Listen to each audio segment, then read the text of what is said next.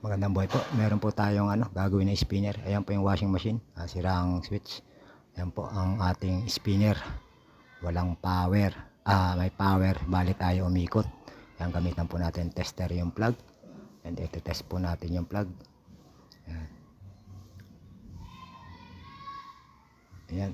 Okay naman po siya. Meron siyang function. Switch natin yung spinner.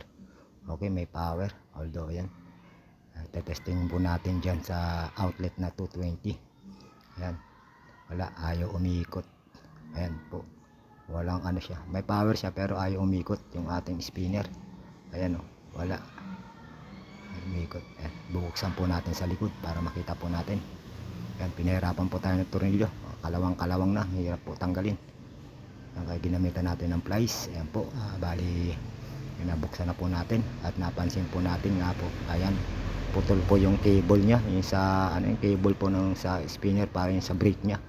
Yan, pag binuksan po natin yung takip, siya, magpepreno parang sa bike po. Ayan, ay putol po na, kaya nakakabit po yung preno, kaya ayaw po umikot. Ayan, kaya may power siya, ayaw umikot. Ayan po ang problema, napansin po natin yung cable na putol.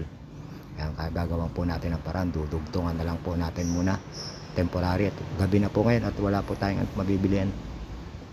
Ayan po, ite-testing na po natin. Ayan, nadugtungan na po natin yung cable yung sa brake nya, kaya lagi siya naka-brake. Ayan, saksak po natin sa 220. Ayan po, ite-testing po natin.